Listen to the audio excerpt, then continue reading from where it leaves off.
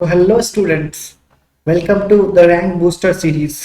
Okay, तो देखो आज का हमारा वीडियो है two dimensional motion and projectile पे। ओके, देखो ये वीडियो बहुत इंटरेस्टिंग होने वाला है और आपको बहुत मजा आएगा।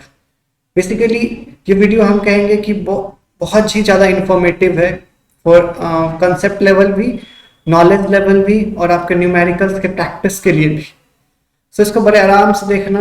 और ख़ास बात है कि हमने बड़े नए नए शॉर्ट ट्रिक्स यूज़ किए हैं इसमें। ठीक है, आप देखोगे तो मैं आपको क्वेश्चन के वक्त भी बताऊंगा। सो देखो, जैसे कि मेंस के बहुत कम दिन बचे हैं, नियरली 30 डेज के आसपास शायद मेंस का बचा हुआ होगा। तो अभी आपको एक ऐसे बुक की ज़रूरत है या एक ऐसे मटेरियल की ज़रूरत है जिससे कि आपका रिवीजन बहुत जल्दी हो जाए या कम समय में हो जाए। तो हमारे एक ऑथर हैं डीसी गुप्ता सर और हर्ष गुप्ता सर। उन्होंने एक बड़ी अच्छी book shortcut tips and tricks in physics लिखा है, जिसमें इन्होंने बहुत ही सिंपल शॉर्ट ट्रिक्स से और मिनिमम क्वेश्चन के हेल्प से पूरा चैप्टर कवर किया है।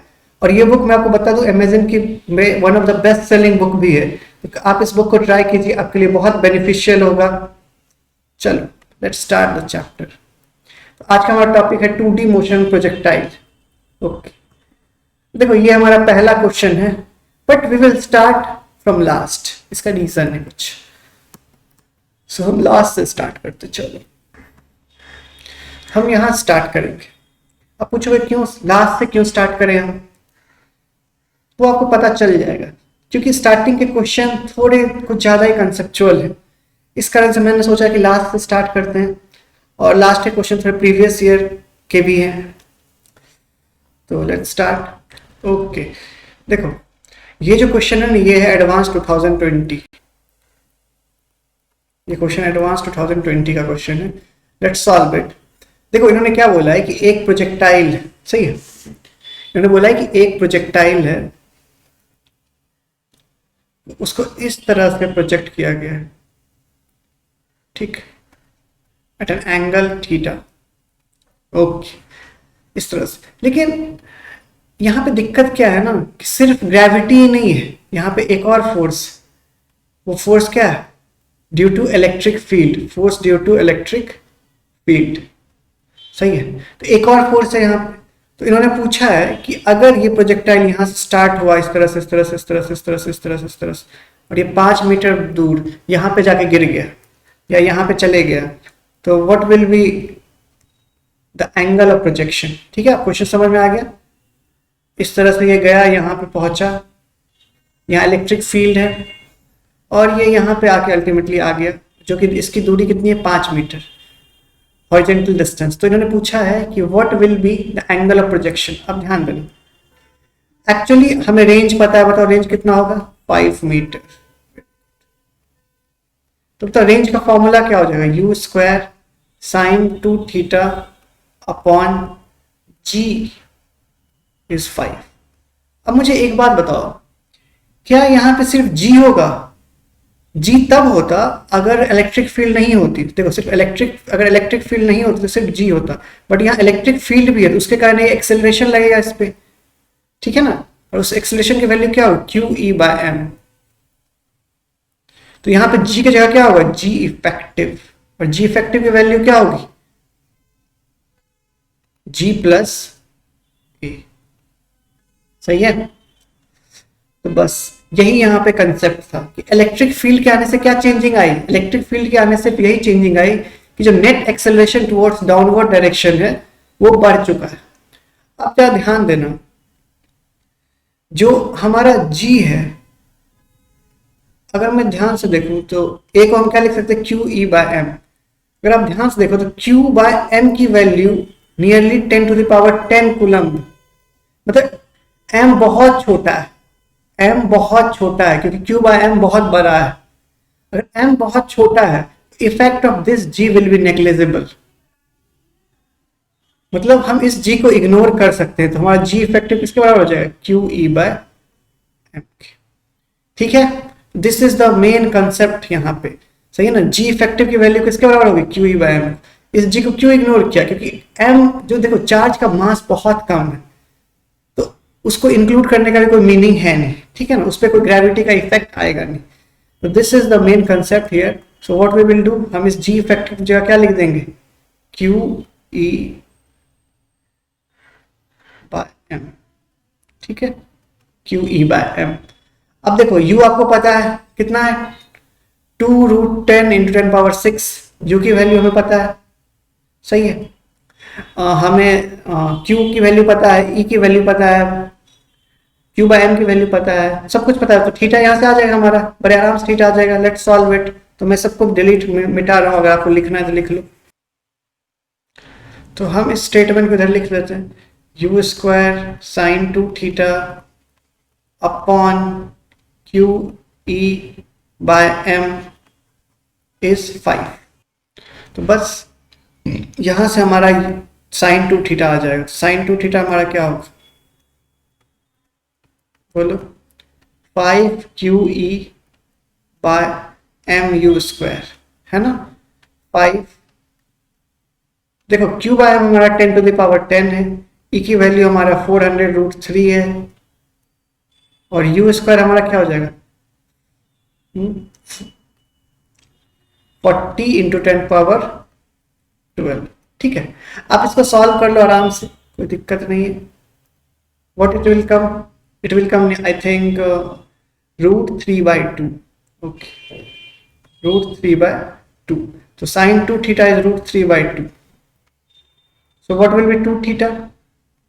2 theta will be 60 degree, and so theta will be 30 degree. Okay, so this is the our answer. देखो पहला ऑप्शन चेक करो, the particle will hit TE projected an angle 45 degree. नहीं, हमने देखा एंगल क्या है 30, तो पहला ऑप्शन तो हमारा गलत है. The particle will hit T projected either at 30 or 60 degree from the horizontal. अब बोलो सर 30 तो ठीक है, बट 60 का क्या सीन है, 60 कैसे आ गया. तो देखो यहाँ पे दूसरा कंसेप्ट यूज होगा. पहला कंसेप्ट तो हमने बता दिया, दूसरा कंसेप्ट क्या होगा कि देखो अगर कॉम्प्लीमेंट्री एंगल पे रेंज हमेशा सेम होता है, कॉम्प्लीमेंट्री एंगल पे रेंज सेम होता है, अगर वेलोसिटी ऑफ प्रोजेक्शन में कोई चेंजेस नहीं आए, मतलब कि जो रेंज 20 डिग्री पे होगा वही रेंज 70 डिग्री पे होगा, जो रेंज 40 पे होगा वही रेंज 50 पे होगा. बस क्या हो, u कांस्टेंट होना चाहिए. u क्या होना चाहिए, कांस्टेंट. सही है, तो हमारा ऑप्शन बी इज करेक्ट. सही है. चलो ऑप्शन सी का बात करते हैं. टाइम इन्होंने पूछा है. देखो हम लेट्स कैलकुलेट द टाइम. तो मतलब टाइम कैसे निकलेगा, फिर से वही बात, t equals to 2u sine theta by G. हमें पता है प्रोजेक्टाइल मिट्टी की वैल्यू क्या होती है, 2u sine theta by G. यहाँ g की जगह क्या आएगा, g इफेक्टिव. g की जगह क्या आएगा, g इफेक्टिव. सही है ना. तो बस, और g इफेक्टिव की वैल्यू क्या है, q e by m, q e by m. तो बस पुट कर दो, टाइम निकल जाएगा हमारा. t is 2u sine theta by g effective. g effective is q e by m. सही है. अब देखो व्हेन थीटा, थीटा की भी दो वैल्यू हो सकती है जिसपे ये 5 मीटर रेंज आ जाए, एक 30 दूसरा 60. ओके सही है, 30 एंड 60. आप यहाँ पे देखो रख लो 2 इंटू यू की वैल्यू क्या है हमारी, जल्दी बताओ, 2√10 into 10⁻6. Sine 30 degree is 1/2. Q by m is 10 to the power 10 and E is 400√3. So this is, इसको सॉल्व करने से आपको आ जाएगा √5/6 सेकेंड. सही है. अब अगर when थीटा is 60 अगर आप लोगे तो बस यहाँ पे थीटा के साइन, यहाँ 1/2 जगह क्या आ जाएगा, √3/2, और आप पाओगे यहाँ पे टाइम पीरियड आएगा √5/2. सही है. तो हमारा ऑप्शन सी सही है. Time taken by particle to hit t could be √5/6 microsecond और √5/2. तो ये भी हमारा सही है. ऑब्वियसली अगर सी सही होगा तो डी गलत हो जाएगा. ठीक है, तो हमारा करेक्ट ऑप्शन क्या है, C and D. It was a very interesting question. और यहाँ पे जो दो कंसेप्ट का बारे में ध्यान रखना, यहाँ जी की जगह जी इफेक्टिव आया क्योंकि इलेक्ट्रिक फील्ड आ गया, और जी इफेक्टिव वैल्यू G+A थी, पर हमने जी को इग्नोर किया क्योंकि Q/m रेशियो बहुत ज्यादा था, मतलब मास बहुत कम था, तो जी इग्नोर हो जाएगा. दूसरा क्या था कि for complementary angle if the velocity of projection is constant then the range will be same. सही है। So this is the two concept. चलो आगे बढ़ते। देखो अब हमारा एक क्वेश्चन आया है टू डायमेंशनल मोशंस, ध्यान देना यहाँ।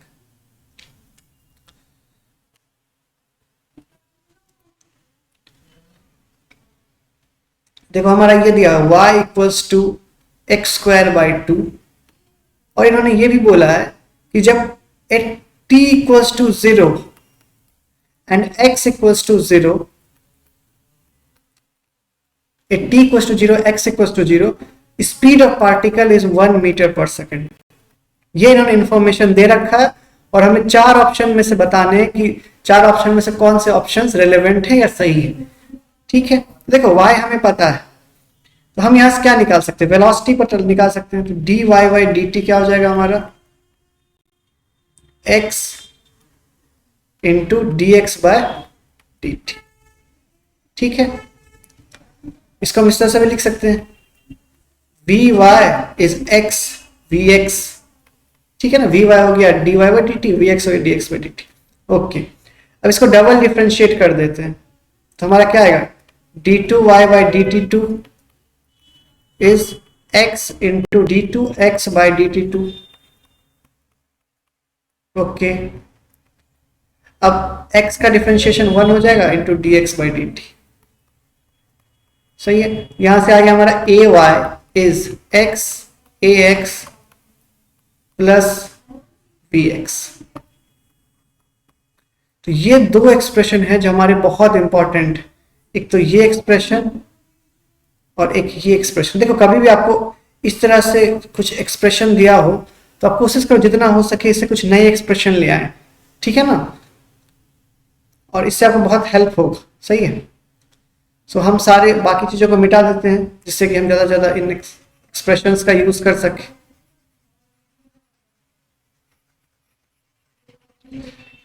सो आप प्लीज पहला ऑप्शन पढ़िए, क्या आपको लगता है पहला ऑप्शन सही है, बताइए क्या आपको लगता है पहला ऑप्शन सही है। सही है, देखो पहला ऑप्शन कह रहा है कि ax अगर 1 मीटर स्क्वायर हो और पार्टिकल ओरिजिन पे हो, ठीक है ना, पार्टिकल कहाँ ओरिजिन पे हो, ax 1 मीटर पर सेकेंड स्क्वायर हो, तो क्या ay की वैल्यू 1 मीटर पर सेकेंड स्क्वायर होगी। तो देखो हम इस एक्सप्रेशन का यूज करेंगे। चलो लेट्स सॉल्व इट। ax हमारा कितना है, 1 मीटर पर सेकेंड स्क्वायर। ठीक है, वेरी गुड। उसके बाद हमारा पार्टिकल कहाँ पे है, ओरिजिन, तो x की वैल्यू क्या हो जाएगी 0। तो बताओ ay क्या हो जाएगा हमारा इस एक्सप्रेशन से, vx। ay क्या हो जाएगा हमारा vx। सही है, ay की वैल्यू हो जाएगी हमारी vx। अब अगर आपने इनिशियल कंडीशन याद रखा हो, इनिशियल कंडीशन क्या था याद करो, at t equals to 0 x equals to 0 क्या था, v is 0, sorry v is 1, v is 1। Initial condition याद करो, v इज 1, v इज 1 मतलब vx square plus vy square is 1 का स्क्वायर। ओके सही है, very good, vx square plus vy square is 1 का square. ठीक है, अब जरा ध्यान दो, तो vy की वैल्यू क्या है, x vx, तो vx square plus x square vx square is 1। अब x तो 0 है, तो vx स्क्वायर इज व्हाट 1, तो vx is 1। At x equals to 0 and t equals to 0, vx is 1. And what is vy? Vy will be 0 because at x equals to 0, देखो vy की value क्या होगी 0 into vx 0। ठीक है, तो यहाँ हमारा vx क्या आ गया 1, तो हमारा पहला ऑप्शन क्या है सही, फर्स्ट ऑप्शन इज करेक्ट। ठीक है, अब अगर ध्यान से देखो तो t equals to 0 पे we have only vx, we don't have vy। Why? Because at t equals to 0 particle is at origin and at origin x is 0। ठीक है, तो vy की वैल्यू 0 हो जाएगी, मतलब पार्टिकल की वेलोसिटी सिर्फ और सिर्फ x डायरेक्शन में होगी। तो हमारा ऑप्शन सी भी सही है, तो ऑप्शन ए और सी हमारा दोनों सही हो गया। ठीक है, चलो अब हम इसको मिटा के ऑप्शन बी एंड डी पे देखते हैं।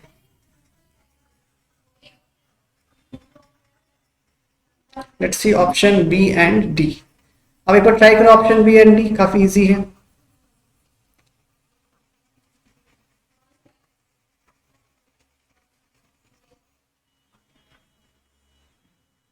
ओके, ऑप्शन बी है कि ax equals to 0 implies ay equals to 1 metre पर second square at all time. देखो बहुत ऑब्वियस है, अगर ax की वैल्यू 0 हो जाए तो ay हमेशा क्या हो जाएगा, vx के बराबर। और vx की वैल्यू हमने कितना निकाला बताओ, 1 मीटर पर सेकेंड स्क्वायर। तो ये हमारा सही है, तो हमारा ऑप्शन बी भी सही है। ठीक है, अब लास्ट ऑप्शन पे हम आते हैं कि ax equals to 0 implies that t equals to 1 second the angle between the particle velocity and x axis is 45 degree. Okay, let's check it. तो अब ध्यान देना, एट ax इक्वल्स टू 0 मतलब at t equals to 1 second, तो t equals to 1 second पे अगर हम ध्यान से देखें, बताओ व्हाट विल बी vy क्या होगा था, uy plus ay into T.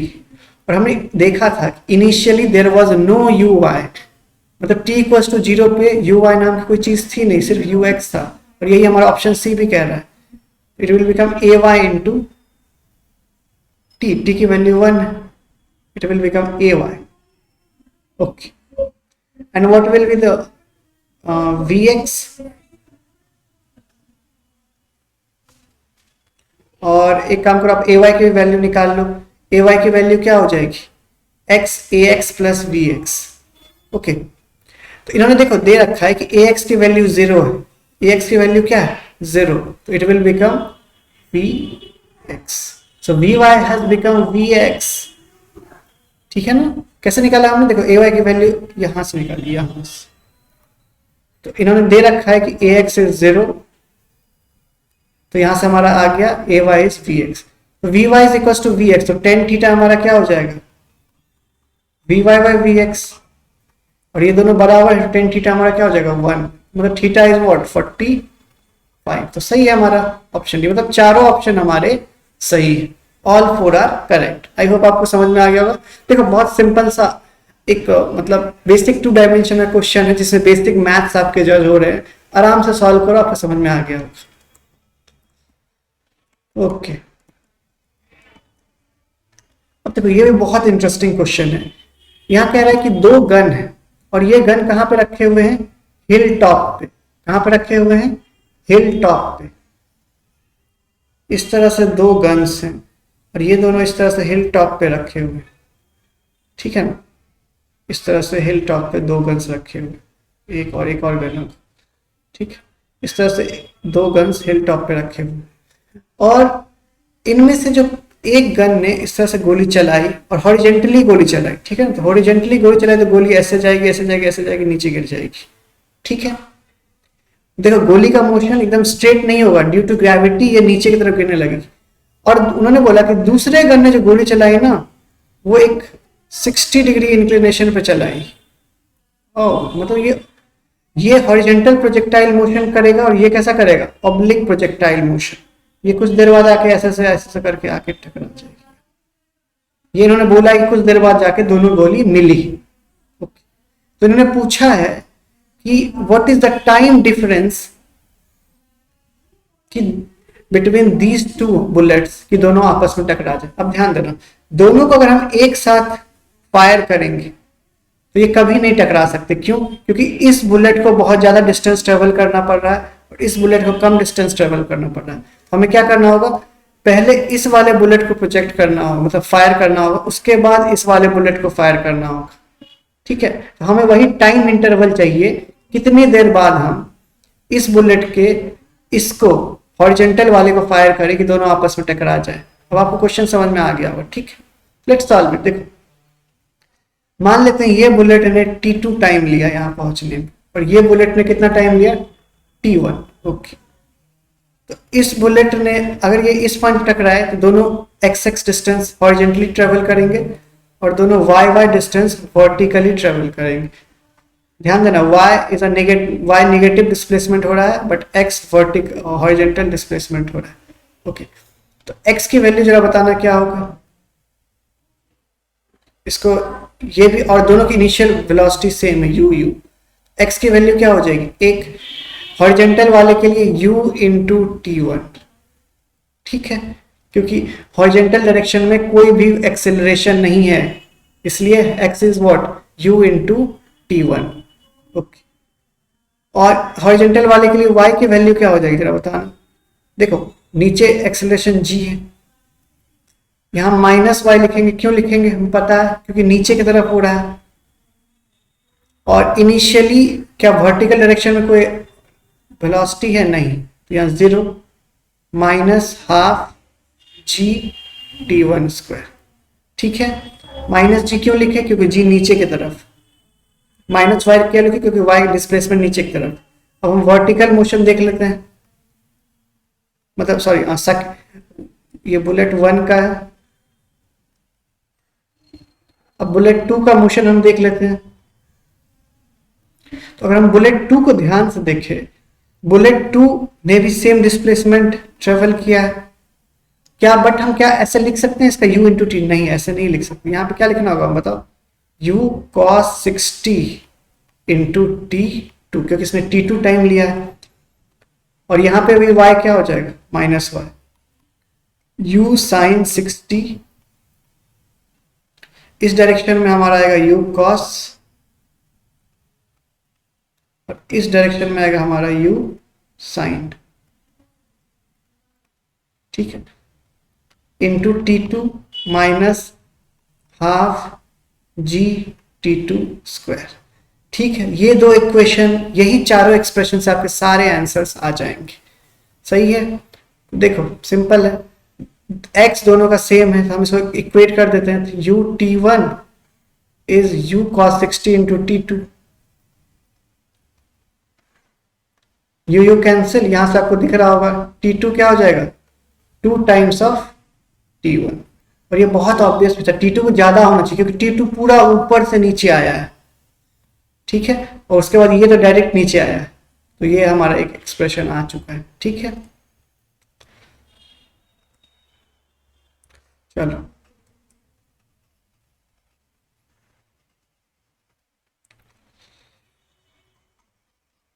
अब हम y वाले को यूज करते, let's equate the y ones. अगर हम y वालों को इक्वेट करें तो हमें क्या आएगा, देखो बताओ, half minus half g t1 square equals to u sine 60 minus half g t2 square, हमारा ये एक्सप्रेशन आएगा, सही है, क्योंकि दोनों y सेम है, हमारा ये y और ये y सेम है, तभी तो ये टकराएंगे आपस में, नहीं तो टकराएंगे ही नहीं।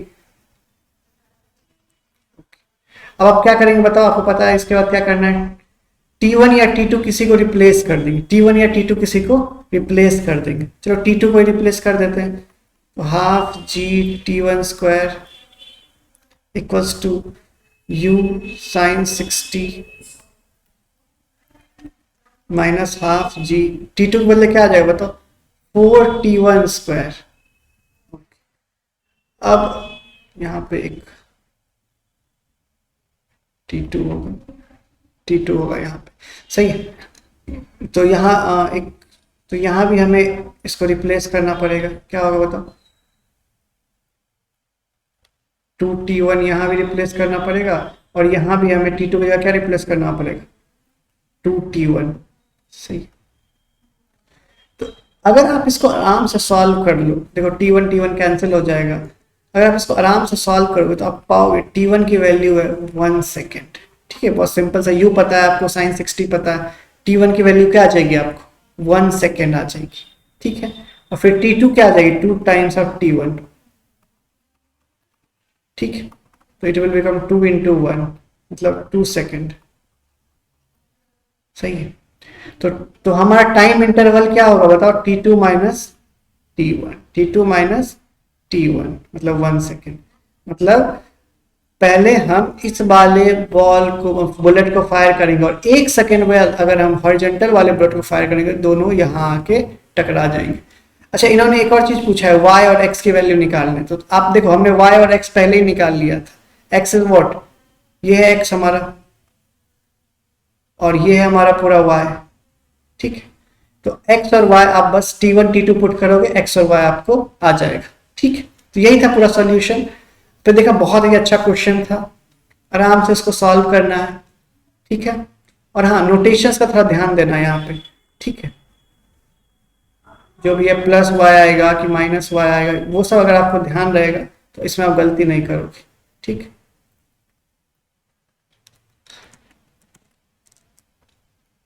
अब क्वेश्चन है कि a ball is projected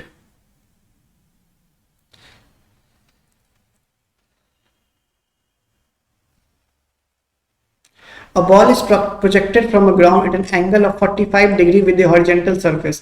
It reaches a maximum limit of 120 meter. मतलब h max क्या है हमारा 120 मीटर, ओके। मैक्सिमम हाइट कितना है हमारा 120 मीटर।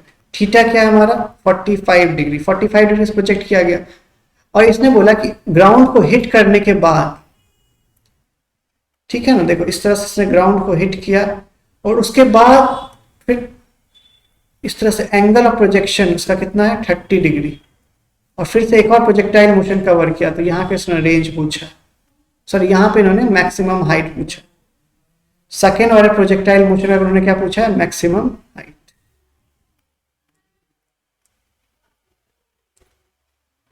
सेकेंड वाला प्रोजेक्ट देखो, पहला वाला प्रोजेक्टाइल मोशन का कितना है थीटा 45 एच मैक्स। यहां से हम क्या निकाल लेंगे, यू निकाल लेंगे, ठीक है।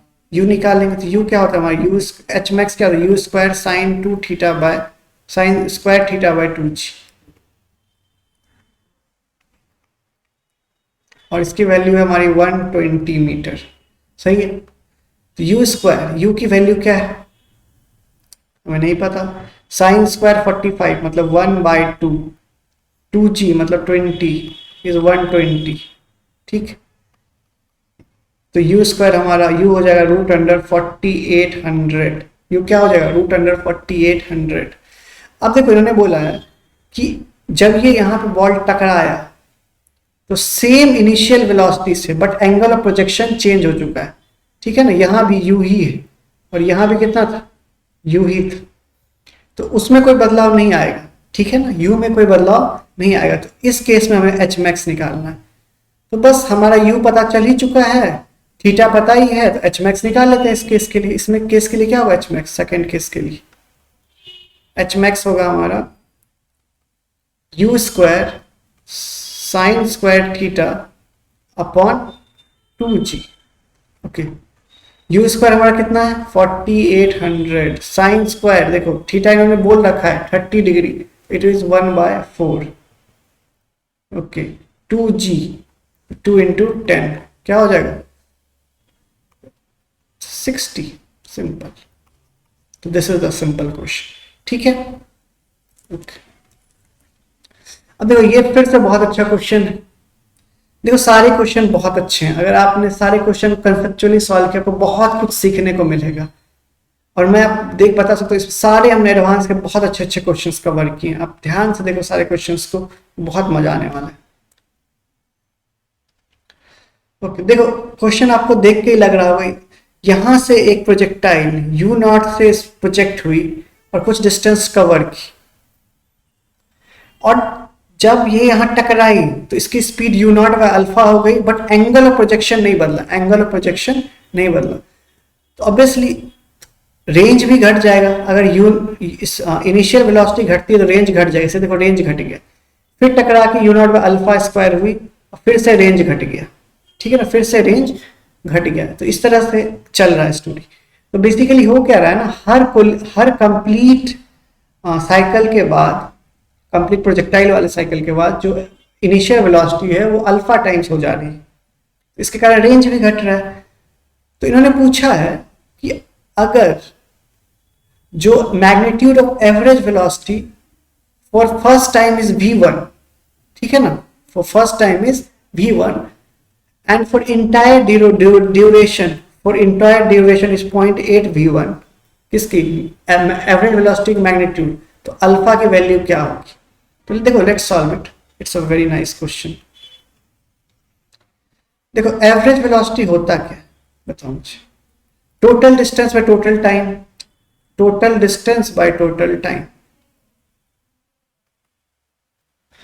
टोटल डिस्टेंस क्या होगा? टोटल रेंज, सारे रेंज को ऐड कर देंगे, तो रेंज को कैसे ऐड करेंगे बताओ?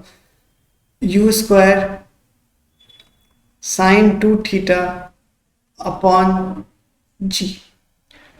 देखो साइन 2 थीटा बाई जी सब में सेम है, सही है ना, लेकिन बदलाव यहां आया u में, यहां पे हो चुका है ये, सॉरी u नॉट है, u not square by alpha square, ठीक है, और ये साइन 2 थीटा बाई जी ऐसे ही हो जाएगा।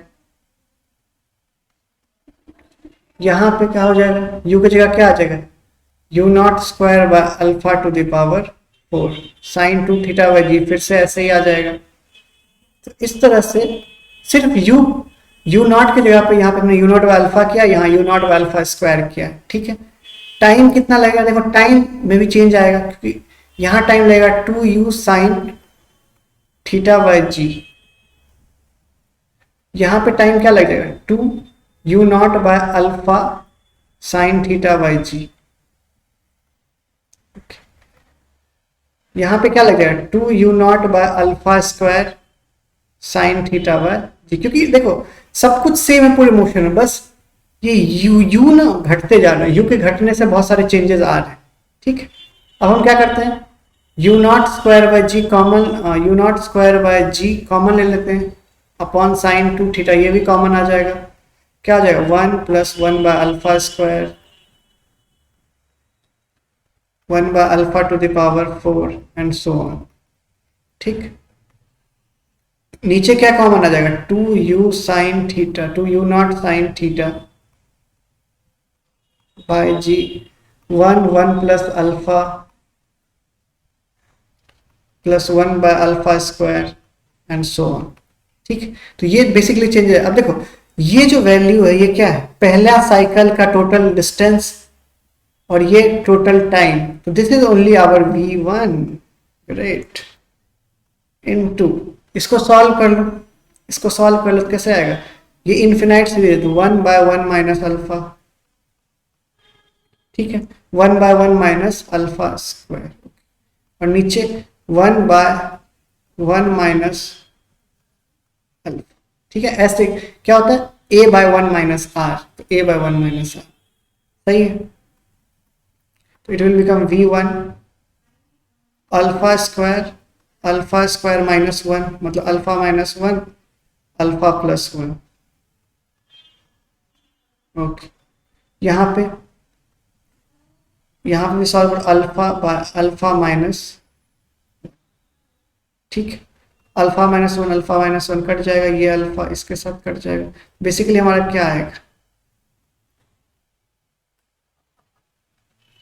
क्या आएगा हमारा वैल्यू बताओ? v एवरेज की v1 into alpha by alpha plus 1, this will be our value. और इन्होंने बोला है v एवरेज कितने के बराबर है? 0.8 v1, okay.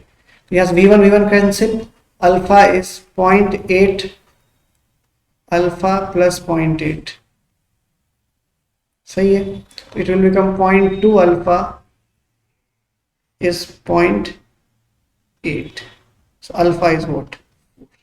So this is the answer, alpha की वैल्यू क्या आ गई? 4। तो बहुत इंटरेस्टिंग क्वेश्चन था, इसे एपी का भी यूज हुआ था, आई होप आपको समझ में आ गया होगा। चलो, so now we are coming to second last question, सही है। देखो इसमें क्या है ना, दो प्लेन्स हैं ए एंड बी, दो प्लेन्स है ए एंड बी। ए पे जो ऑब्जर्वर है ना वो इस तरह से बैठा हुआ है, मान लेते ए पे इस तरह से ऑब्जर्वर बैठा, और ये ऑब्जर्वर क्या देख रहा है ना कि प्लेन बी इस तरह से नहीं जा रही, बल्कि इसके एकदम परपेंडिकुलरली जा रही, जो भी इसका वेलोसिटी है ए का उसके परपेंडिकुलरली जा रही है। ए का ऑब्जर्वर देख रहा है, ग्राउंड से तो हमें दिख रहा है कि ये हॉरिजॉन्टल के साथ 30, ये हॉरिजॉन्टल के साथ 60, बट ए पे जो बैठा ऑब्जर्वर है वो कुछ ऐसा देख रहा है। अब कह रहा है कि क्वेश्चन की टी नॉट टाइम के बाद ऐसा हुआ कि बी जस्ट ए को हिट किया, बी जस्ट ए को हिट किया, then what is that t not time. Okay, समझ रहे हो आप क्वेश्चन? देखो ये ग्राउंड से सिनेरियो है, कितना है, वेलोसिटी ऑफ ए कितना बना रहा है 30 डिग्री, वेलोसिटी ऑफ बी कितना बना रहा है 60 degree. Okay, velocity of b कितना बना रहा है 60 डिग्री। अब लेकिन जो सिनेरियो ए पे बैठ के वो कुछ ऐसा है, ठीक है ना, ए पे बैठ के कुछ ऐसा, ग्राउंड से तो ऐसा है बहुत सिंपल। हम क्या करते हैं ना, इंटेलिजेंटली दो कोऑर्डिनेट एक्सिस बना लेते। देखो एक बनाएंगे ए के पैरेलल और एक बना लेंगे ए के परपेंडिकुलर। अच्छा, हम इस तरह से कोऑर्डिनेट एक्सिस क्यों बनाए, तो इसका रीजन है क्योंकि हमें इस वेलोसिटी में इंटरेस्ट, ठीक है ना। तो ये एंगल कितना हो जाएगा 30, सही है, क्योंकि देखो ये दोनों लाइन पैरेलल है, तो ये एंगल भी हो जाएगा 30 डिग्री और ये टोटल 60 है, तो ये हो जाएगा 30, सही है, दिस इज 30। तो यहाँ पे क्या हो जाएगा हमारा वी बी कॉस 30, इधर क्या हो जाएगा हमारा वी बी साइन 30। अब ध्यान देना, अगर हम ए पे बैठ के देखें, ये सब ग्राउंड से अभी चल रहा है, हम ए पे बैठ के देखें तो क्वेश्चन में कह दिया है कि ए को ना बस यही वेलोसिटी दिख रही है, ये जो उसकी परपेंडिकुलर वेलोसिटी, ये वेलोसिटी ए को नहीं दिख रही है। ये वेलोसिटी ए को इसलिए नहीं दिख रही है वी बी कॉस 30 क्योंकि इन दोनों की मैग्नीट्यूड क्या होगी सेम, तभी ऐसा पॉसिबल है कि वी बी कॉस 30 ए को ना दिखे, ठीक है ना। मतलब relative velocity along parallel line is same, zero. तो मतलब वी रिलेटिव वेलोसिटी जीरो कब हो सकता है, जब वी ए की वैल्यू क्या हो जाए वी बी कॉस 30। ओके, यहां से वी बी क्या आ गया V A by cos 30। V A की वैल्यू क्या है हमारा 100√3 और वी और कॉस 30 क्या हो गया √3/2, मतलब 200 मीटर पर second. This is the value of v b. Okay, अब इन्होंने बोला है कि so what will be the value जो कि ए को दिख रही है, ए को बस ये वाली वेलोसिटी दिख रही है ना। तो जो टाइम होगा आफ्टर विच इट हिटेड, तो ये डिस्टेंस उन्होंने दे रखा है 500 मीटर किसी इंस्टेंट में, तो कितने टाइम में हिट करेगा 500 बाय जो वेलोसिटी उसको दिख रही है कितना v b sine 30, 500 by 200 sine 30 मतलब 5। तो 5 सेकेंड बाद ये जस्ट हिट करता हुआ दिखाई। देखो यहाँ बहुत इंपॉर्टेंट कंसेप्ट, रिलेटिव मोशन को 2D से जोड़ा गया था। ग्राउंड से वेलोसिटी ऐसी है जो फोटो में आपको दिख रही है, बट जब हम ए पे बैठ के देखते हैं तो वेलोसिटी बस यही है वी बी साइन 30। तो ऑब्वियस सी बात है वी बी कॉस 30 क्यों नहीं है, क्योंकि जो relative velocity with respect to A है वो जीरो हो जाता है। तो वो जीरो कब होगा जब वी ए और वी बी कॉस 30 क्या हो बराबर। देखो जब दो ट्रेन एक ही स्पीड से चलती है तो एक ट्रेन में बैठा हुआ पैसेंजर दूसरे ट्रेन को रेस्ट में देखता है, ठीक है ना, दूसरे ट्रेन में बैठे पैसेंजर को रेस्ट में देखता है, सही है। चलो अब हम आते हैं अपने लास्ट क्वेश्चन पे जिसको हमने लास्ट के लिए रखा। अब देखो ये क्वेश्चन बहुत अच्छा है, बस आज तो सारे क्वेश्चन ही बहुत अच्छे हैं बट ये क्वेश्चन सही में बहुत ज्यादा सही है। देखो ये ऑब्लिक प्रोजेक्शन का भी हाई लेवल है। देखो ये एंगल थीटा है और यहां पे एक ब्लॉक और ये ब्लॉक नीचे की तरफ जा रही है, कितने से जाएगी नीचे की तरफ जी साइन थीटा, सबको पता है, आप इस लेवल पे आ चुके हो, जी साइन थीटा नीचे की तरफ। अब हम बोल रहे इसी चलते हुए ब्लॉक में हमने एक पार्टिकल को प्रोजेक्ट किया, कितने से यू से, ठीक है। तो what will be the range of this particle, तो ये क्वेश्चन था। देखो ऐसे क्वेश्चन को आप कैसे बनाओगे, या तो ग्राउंड पे से बैठ के बना सकते हो या तो बॉक्स में। तुम कहाँ पे बैठेंगे ग्राउंड पे, सॉरी बॉक्स पे, मैं पता है हमने ऐसे क्वेश्चन ऐसे ही बनाए। देखो अब ग्राउंड पे बैठने का फायदा क्या है जरा बता दो। तो अगर ये जो पार्टिकल है इसका अगर मैं देखूं इस पे कौन कौन से एक्सेलरेशन लगेगी, इधर की तरफ लगेगा जी कॉस थीटा, इधर की तरफ लगेगा जी साइन थीटा, मैं ये बात पता है।